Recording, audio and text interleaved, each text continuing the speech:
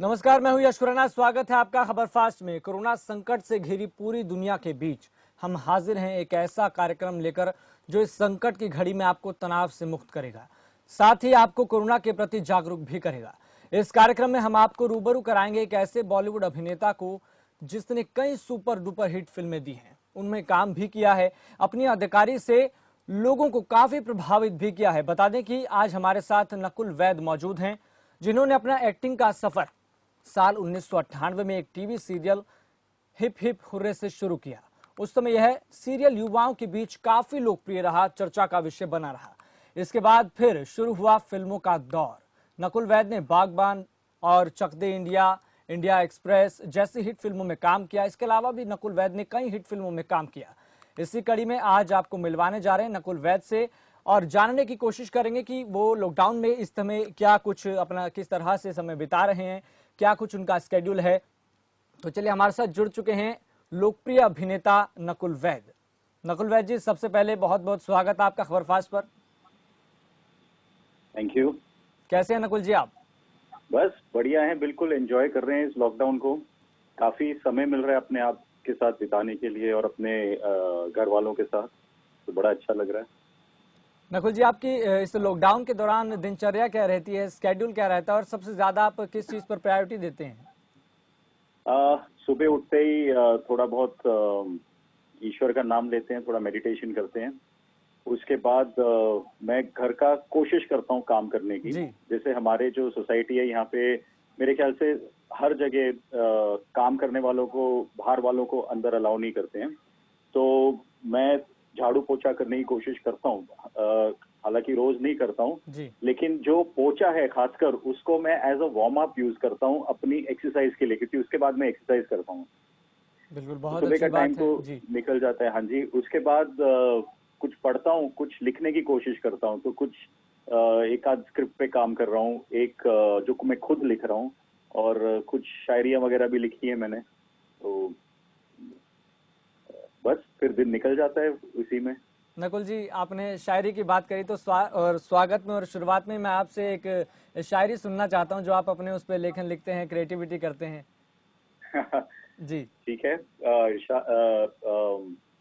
एक है, बेसिकली मैं जो हूँ, एक्टर जो होते हैं वो थोड़े गंभीर होते हैं, क्रिएटिव लोग थोड़ा सोचते ज्यादा हैं। तो मैं आजकल महाभारत भी देखता हूँ टीवी पर, तो मुझे कुछ चीजों ने प्रेरित किया और मैं सोचता हूँ हमारे अंदर जो ख्वाहिशें हैं, डिजायर्स हैं, वो नेवर एंडिंग है। जी। तो उस पे मैंने एक आध शेर लिखा था। खैर दो लाइनें लिखी हैं, वो मैं आपको सुनाता हूँ। जी बिल्कुल। मरीज़े गम की खता न थी। जी। मरीज़े गम की खता न थी, मतलब जो मरीज जो मर गया उसकी खता न थी, मुकद्दर और ख्वाहिशों की जंग में मारा गया। बहुत बेहतरीन, बहुत बेहतरीन। मतलब इतनी छोटी लाइन में इतनी गंभीर बात कह रही है ये चीज।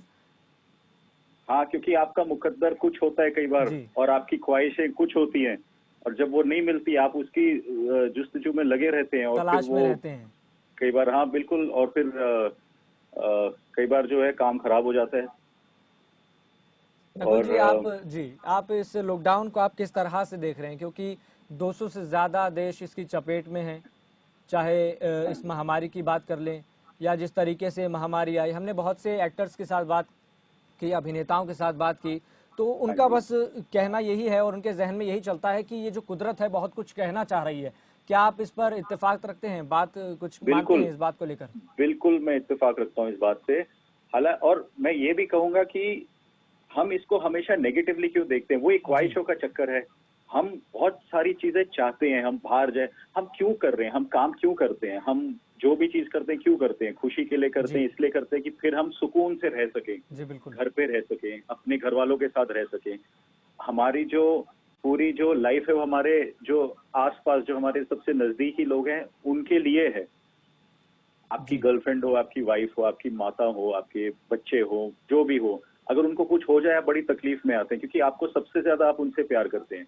तो ये तो मौका है उनके साथ रहने का, जिंदगी जीने का, उनके साथ उनको समझने का। जो इतने टाइम में आप जो भागा दौड़ी में लगे थे, आप शायद उनको नहीं समझ पाए। हम हमेशा इसमें होते हैं कि लोग मुझे समझे। ये बहुत अच्छा मौका है कि आप भी लोगों को समझे। आप समय देंगे तो आप समझेंगे ना लोगों को। भागते भागते क्या आप किसी का दर्द या किसी के अंदर क्या चल रहा है कैसे आप समझेंगे ये? बिल्कुल। तो मुझे लगता है ये बहुत अच्छा समय है एक साथ बिताने का और सोचने का और अपने आप को थोड़ा सा संयम में रखने का, थोड़ा ठहराव लाने का अपनी लाइफ में। हमारी लाइफ में ठहराव नहीं है ज्यादातर लोगों की, मैं बिल्कुल। बता रहा हूँ। तो तो मतलब ये इस बात को सकारात्मक नजरिए से देखें तो गलत नहीं होगा। मतलब ये लॉकडाउन एक अवसर लाया है कि सभी से मिलने का, उनको जानने का, उनको बिल्कुल नहीं। समझने का। मैं आपको एक बात बताऊं, जी बिल्कुल। उस दिन मैं कुछ स्टेटिस्टिक्स देख रहा था जी। कि 7 खरब लोग हैं इस दुनिया में। जी बिल्कुल।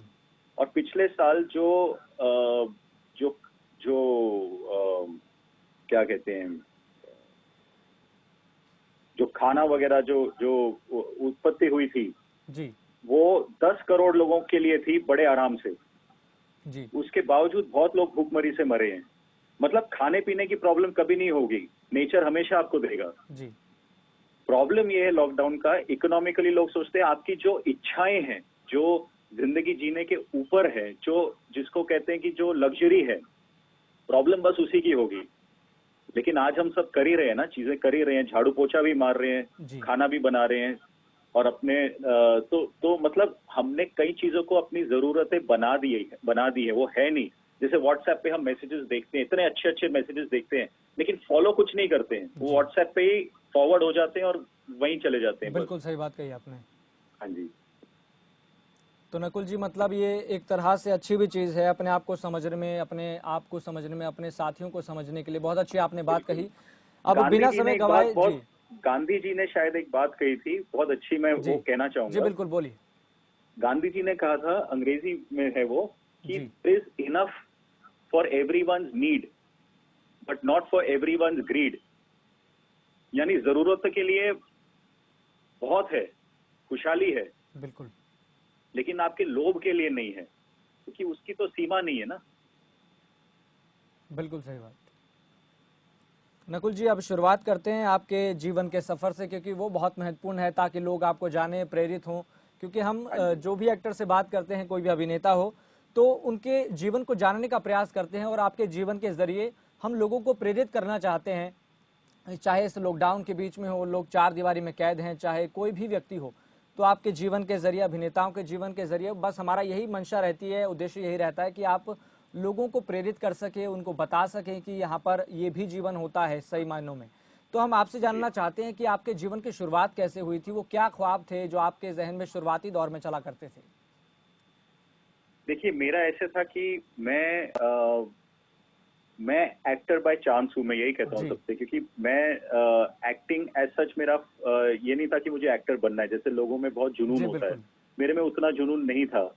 लेकिन फिर ऐसा था कि मैं तो बहुत मस्त मौला की तरह था।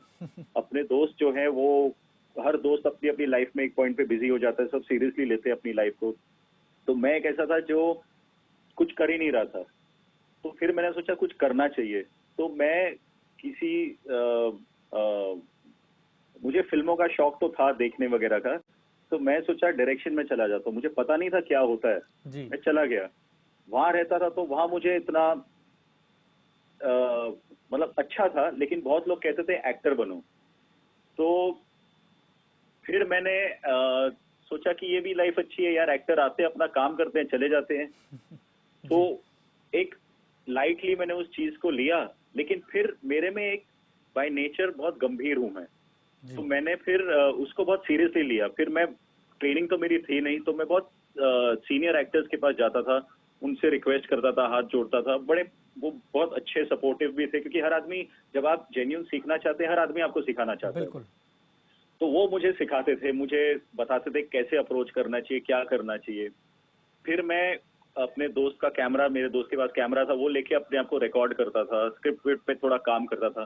तो मुझे डायरेक्शन में भी इंटरेस्ट आने लगा और मुझे एक्टिंग में भी इंटरेस्ट आने लगा, और फिर काम होता चला गया। फिर बहुत सीखने मिला, एक्टिंग भी सीखी काम करते करते। काफी हद तक और सीखना बाकी है, वो तो खैर चलता ही रहेगा, वो तो नेवर एंडिंग है।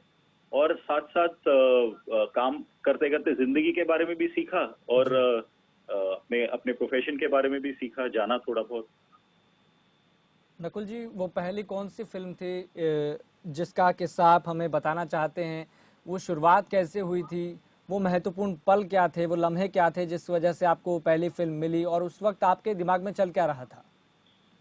ऐसा था कि जिन दिनों मैंने शुरुआत अपनी की थी एडवर्टाइजिंग और टेलीविजन से। जी पहले एड्स करता था, फिर टेलीविजन किया।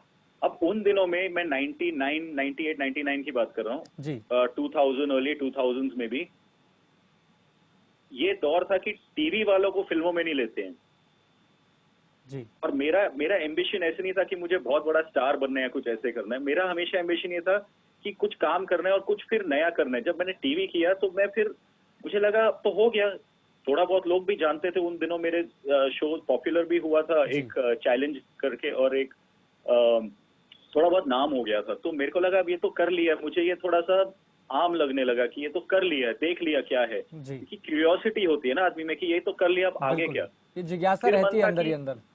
हाँ जी, फिल्में करनी थी, और फिल्मों में उस वक्त टीवी एक्टर्स को नहीं लेते थे। तो मेरे लिए वो चैलेंज था बहुत बड़ा, और बिकॉज वो चैलेंज था मेरा मन भी करता था कि ये करके देखें। जी तो मैंने फिर मेरी मुलाकात हुई अपने प्रोड्यूसर दिलीप धनवानी जी थे उस वक्त, मेरे फर्स्ट प्रोड्यूसर। और फिल्म थी वध, जिसमें जी नाना सर थे, नाना पाटेकर साहब थे। और नाना पाटेकर साहब ने मुझे बहुत सपोर्ट किया। और और वो फिल्म जो थी वो मेरे लिए टर्निंग पॉइंट थी, क्योंकि मेरे लिए था कि मैंने फिल्म कर ली, वो मैंने अचीव कर लिया। बिल्कुल इसलिए क्योंकि उस वक्त मौका नहीं मिलता था इतना, और फिल्में इतनी ज्यादा नहीं बनती थी जैसे अब बनती हैं। बिल्कुल अब तो खैर टीवी एक्टर्स को प्रेफर करते हैं, लेते हैं। तो हमारे टाइम पे थोड़ा सा ये अलग था बिल्कुल, उस ये टाइम दौर पे। तो बदल गया है, बिल्कुल ये हाँ हकीकत है। जी, बिल्कुल बिल्कुल। उसके बाद फिल्म चली नहीं, और फिल्म हालांकि बहुत अच्छी थी, लेकिन फॉर सम रीजन नहीं चली। फिर था कि अब और कुछ करना है, एक और फिल्म करनी है, तो अब तो आप इस प्रोफेशन में हो तो आप काम ही करेंगे। फिर मेरी मुलाकात हुई इनसे, राम गोपाल साहब से, जी राम गोपाल वर्मा जी से। तो उन्होंने मुझे अब तक 56 में ब्रेक दिया। वो भी शिमित अमीन जो डायरेक्टर थे, वो चाहते थे कि मैं वो रोल करूं।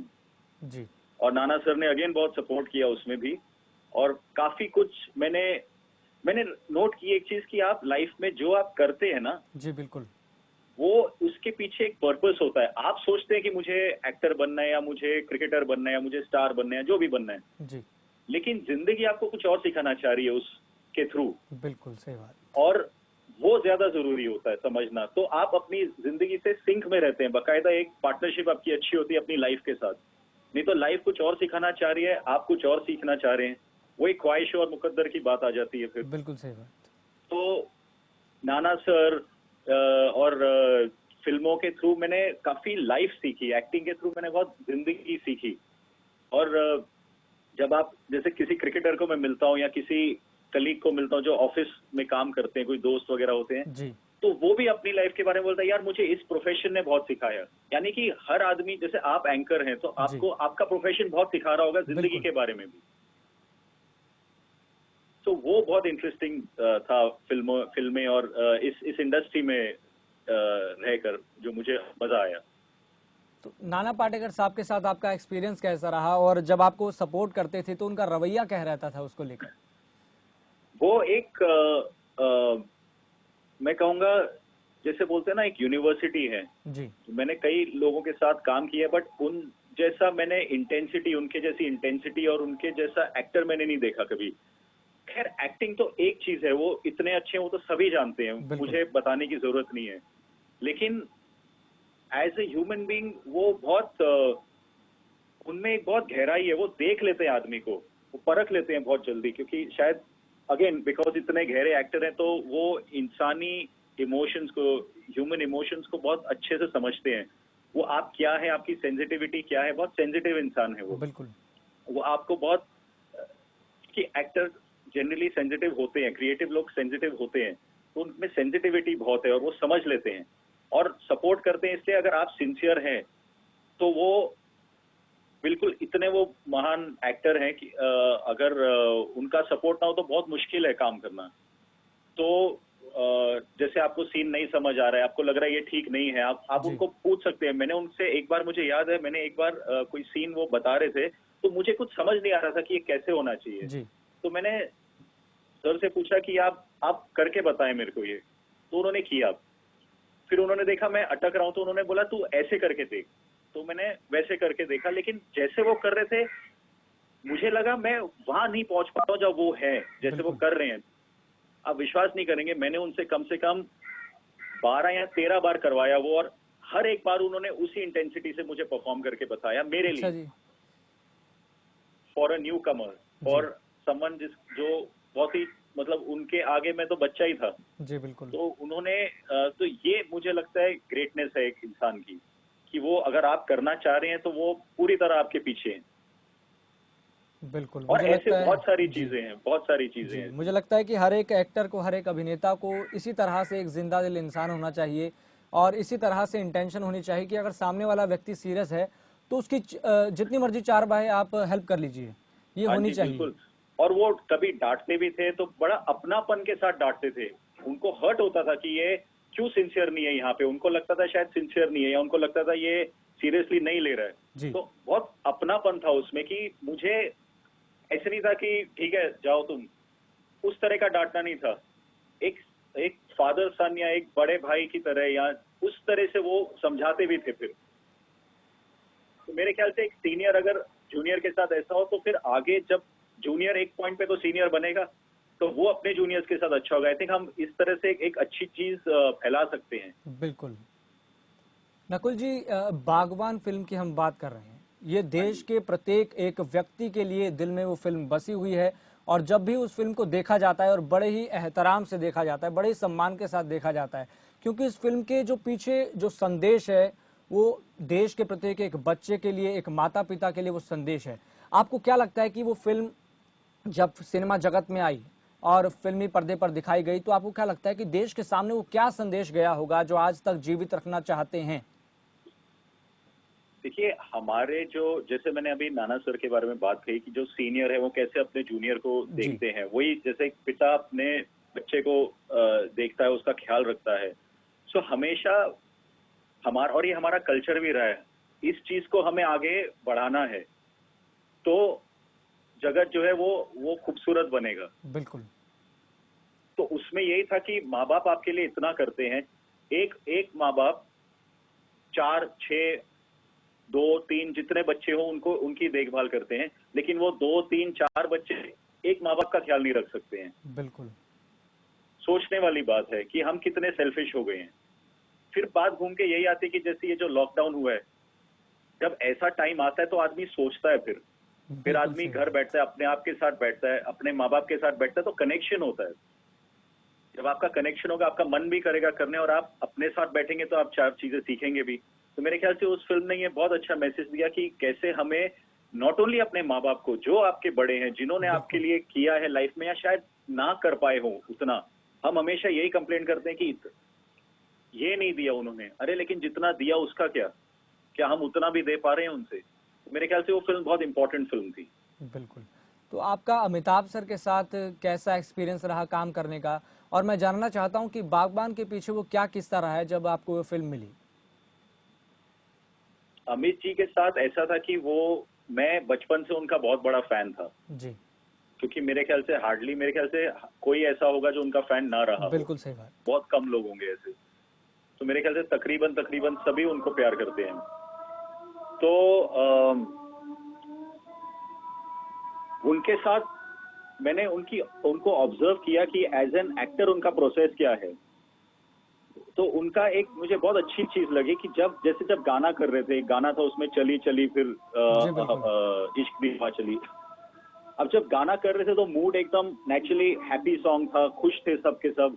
तो सेट पे वो बिल्कुल ही सबके साथ मस्ती कर रहे थे, बेशक मैं हूँ या कोई है, लाइटमैन है, सबके साथ वो बिल्कुल जी एक बच्चे बने हुए थे और बिल्कुल खुश एकदम। और सबको वो उठा रहे थे कि सबका मूड अच्छा बना रहे, गाना अच्छा निकलेगा। उनको सिर्फ बिल्कुल। अपना नहीं था कि मैं अपनी परफॉर्मेंस करूं, उनका था कि जब सब अच्छे लगेंगे, मैं तो लगूंगा बिल्कुल। ही, क्योंकि मैं तो, वो तो है ही ग्रेट, लेकिन जब सब अच्छे लगेंगे तब वो और भी ज्यादा अच्छे लगेंगे और फिल्म अच्छी लगेगी। फिल्म अच्छी लगेगी। बिल्कुल। तो वो सबका मूड बना के रखते थे, और जब उनका कोई गंभीर सीन होता था तो वो एक कोने में अकेले बैठे रहते थे, ना किसी से बात, ना कहीं हिलना डुलना, कुछ नहीं, अकेले बिल्कुल वो मूड वो बनाते थे। खैर हर एक्टर का अपना एक मेथड होता है, तो उनका बिल्कुल ये सही बात। मेथड था जो मुझे अच्छा लगा। तो इस फिल्म और के मिलने का कुछ किस्सा बताएंगे आप कि आपको ये फिल्म मिली कैसे? ये फिल्म ऐसा था कि मेरी पहली फिल्म जो थी वो चली नहीं थी, वध। जी। तो मैं फिर 1 डेढ़ साल कुछ खास था नहीं, तो मैं एक दिन रवि जी से मिला। जी।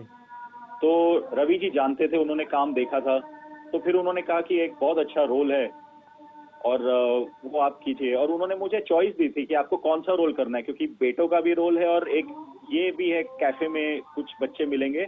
जी। ये रोल की लेंथ ज्यादा नहीं है, उन्होंने कहा था मुझे, लेकिन सारे सीन्स अमित जी के साथ हैं, गाना है, मस्ती है, परेश जी के साथ हैं सीन्स। तो फिर मैंने ये वाला रोल चुना। तो और फिर उनसे रिक्वेस्ट की कि मुझे इनके साथ सीन्स हैं, सीनियर एक्टर्स हैं, तो मुझे थोड़ा पहले दे दीजिए सीन। तो बहुत कोऑपरेटिव थे, मतलब बहुत प्यारे इंसान थे रवि जी, जी। बहुत हंसमुख, बहुत लविंग थे। तो उन्होंने मुझे सीन वगैरह दे दिए पहले, तो प्रेपरेशन की मैंने और फिर एंजॉय किया खूब। नकुल जी, कभी जहन में ये चीज़ आई कि लगातार जिस तरीके से फिल्में मिलती गई, भले ही वो नियति को ज़रूर मंजूर था इसलिए आगे बढ़ता गया कारवां, लेकिन महत्वपूर्ण बात यह है कि कभी आपके अंदर से ये इच्छा जाहिर हुई है कि नहीं, मुझे तो ये रोल करना है, हीरो का रोल करना है, एज द लीड एक्टर मुझे इसमें अपनी परफॉर्मेंस देनी है, ताकि मेरा भी कुछ जो ओहदा है वो पूरे विश्व में, पूरे देश में एक अलग छवि के तौर पर मुझे भी देखा जाए, ऐसा कुछ इच्छा जाहिर हुई है? सॉरी, आपकी आवाज कट गई थी। इच्छा जाहिर हुई किस जी, मैं बात की नकुल कि जी, क्या जो रोल?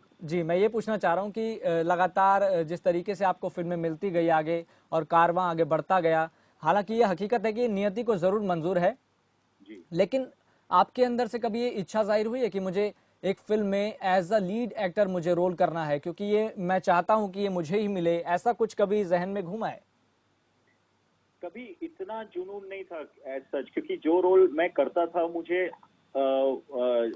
एक्चुअली मैं सच बताऊं, जो मैं करना चाहता था वही टाइप के रोल्स मुझे मिले हैं। जी। जैसे जब मैंने अब तक 56 की थी, तो मुझे एक टफ कॉप का इस तरह का रोल करना था और उसमें शेड्स थे, मुझे वो बहुत अच्छा लगा, क्योंकि मेरे दोनों, हर इंसान के मेरे ख्याल से कई पहलू होते हैं, अलग बिल्कुल। साइड्स होते हैं। तो उसमें एक साइड था जो नया है, घबराया हुआ भी है, घबराया हुआ से ज्यादा वो समझने की कोशिश कर रहा है, और एक था वो अंदर उसके बहुत जोश है, जज्बा है, टफ है बंदा अंदर से। तो मुझे वो करना ही था और वो रोल मुझे मिला। तो मैं बहुत सेटिस्फाइड हूँ उस फिल्म को करके। वध में भी मुझे मिला, जो रोल मैंने किया था वो एक इंस्पेक्टर का था और लविंग था, फैमिली, हंसी मजाक भी था उसमें थोड़ा बहुत। फिर मैंने सोचा, मैंने कभी गाना नहीं गाया है, मुझे एक ऐसा करना है जिसमें मैं गाने गाऊं फिल्म में, जी। क्योंकि अब तक 56 में गाने नहीं थे। फिर मैंने एक फिल्म की थी विथ लव तुम्हारा, विद लव उसमें तुम्हारा, पूरा बिल्कुल। रोमांटिक हीरो था मैं, गाने वाने गा रहा है, मस्ती कर रहा है। और एक फिल्म थी मोहनदास, वो मोहनदास, रोल मुझे बिल्कुल। करना था। वो मुझे वो 2009 यूट्यूब पे की। अभी भी फिल्म मोहनदास है, मैंने मोहनदास का किरदार किया था उसमें। वो बहुत अच्छी फिल्म थी, बहुत ही अच्छी फिल्म थी। और बहुत वो एक ऐसा रोल था जो मैंने कभी किया नहीं था, वो मैं करना चाह रहा था। एक सीधा साधा लड़का है जिसकी जो है आइडेंटिटी को ही ले लेता है, बेचारा सिंपल गांव का लड़का, बहुत होशियार लड़का, पढ़ लिख के एक मुकाम पर पहुंचता है, नौकरी मिल जाती है, और फिर उसके पेपर्स वगैरह चुरा के उसकी आइडेंटिटी को ही चुरा लेता है जी। और वो उसकी जगह नौकरी करता है। फिर क्या करता है ये, तो बड़ी इंटरेस्टिंग फिल्म थी वो। नकुल जी, आपने टीवी सीरियल्स में भी शुरुआत में काम किया और आज सिनेमा में आप काम कर रहे हैं, तो लगातार देख रहे हैं कि सिनेमा एक दौर से लेकर दूसरे दौर में भी पहुंच गया है, बहुत तेज़ी से बदल रहा है। तो आपके अनुसार, आपके नज़रिए से किस तरह से सिनेमा बदल रहा है? और महत्वपूर्ण सवाल ये कि इस ज़िंदगी ने आपको क्या सिखाया है, वो दो बातें आप बता दीजिए हमारे दर्शकों को और अपने फैंस को। अ, एक तो है कि एज एन एक्टर मैंने एक चीज जो समझी है, जी। उसने लाइफ में मुझे एक चीज बहुत अच्छी सिखाई है, जो एक्चुअली गीता का भी सार है, जी। कि एज एन एक्टर क्या होता है, आप जो हैं और जो प्रोडक्ट है, जो the person and the product, वो अलग नहीं है, वो एक ही है। मतलब मैं नकुल भी हूं और मैं एक्टर भी हूं, जो मैं किरदार कर रहा हूं। जी। ऐसे नहीं कि जैसे एक वॉशिंग पाउडर है, वो अलग है और मैं उसकी मार्केटिंग कर रहा हूं, मैं अलग हूं। बिल्कुल। मैं मार्केटिंग पर्सन हूं और वो प्रोडक्ट है, या वो मैं ओनर हूं और वो प्रोडक्ट है, मैन्युफैक्चरर हूं, वो प्रोडक्ट है। इसमें manufacturer, marketer and product is one. तो उसमें कई बार क्या होता है, जो डिफरेंस होता है आप भूल जाते हैं, आप अपने आप को बिल्कुल। बहुत सीरियसली लेते हैं लाइफ में। क्योंकि जब लोग फिल्म देखते हैं, उनको फिल्म अगर पसंद नहीं आती है तो आप पर्सनल ले लेते हैं, आप उनको आपकी एक्टिंग नहीं पसंद आई तो आप पर्सनल ले लेते हैं उसको। तो मैंने देखा है लाइफ में अपने आप को इतना सीरियस मत लो, क्योंकि आप अपने आप को सीरियस ले रहे हो लेकिन लोग आपको इतना सीरियस नहीं ले रहे हैं, इसलिए बिल्कुल। आप मस्त रहो। ये चीज मैंने सीखी और ये इस इंडस्ट्री ने ये चीज सिखाई है। और जैसे गीता का भी सार है, कृष्ण भगवान ने बोला हर चीज मैं ही हूं, जी तुम तो बिल्कुल। निमित्त मात्र हो, तो तुम वही रहो, उससे बड़े नहीं हो तुम, और उससे बड़े बनने की कोशिश भी मत करो। मतलब किसी चीज को मैं सोचता हूँ पर्सनल मत लो, ये मैंने सीखा है। बिल्कुल, ये बहुत महत्वपूर्ण बात है। नकुल जी, आपसे एक आखिरी में जाते जाते एक आपसे अपील करवाना चाहेंगे आपके फैंस के लिए और हमारे दर्शकों के लिए कि जिस तरीके से आज महामारी का दौर है, ऐसे में आप लोगों से क्या अपील करना चाहेंगे? मैं यही करूंगा कि समझदारी इसी में कि हम घर पर रहें। ये तो खैर बहुत लोगों ने कही है ये बात, और जी। यही बात सही है, तो क्या करे, कोई और कुछ क्यों बोलेगा। तो जी। इसको सीरियसली ले, हमारी गवर्नमेंट इतनी कोशिश कर रही है, फिर हम, और अगर हम इस हैं तो हमें कोई हक नहीं है अपनी गवर्नमेंट पे किसी भी चीज में उंगली उठाने की, क्योंकि हमें अपना फर्ज तो करना चाहिए। हम हमेशा देखते हैं कि सामने वाला अपना फर्ज कर्तव्य निभा रहा है या नहीं निभा रहा है, हमें अपना कर्तव्य निभाना है, ये ज्यादा जरूरी है, और हम वो करें, बाकी बिल्कुल। छोड़ दें। हम अपना कर्म करें, फल की चिंता छोड़ दें। बिल्कुल, फल की चिंता छोड़ दें। चलिए नकुल जी, बहुत बहुत धन्यवाद, आपसे बातचीत करके बहुत अच्छा लगा।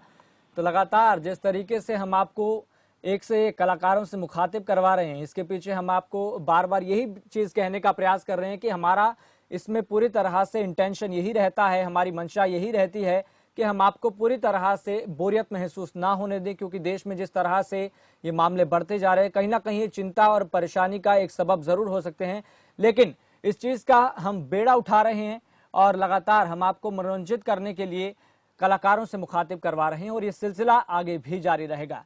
चलिए मुझे दीजिए इजाजत और देखते रहिए खबर फास्ट।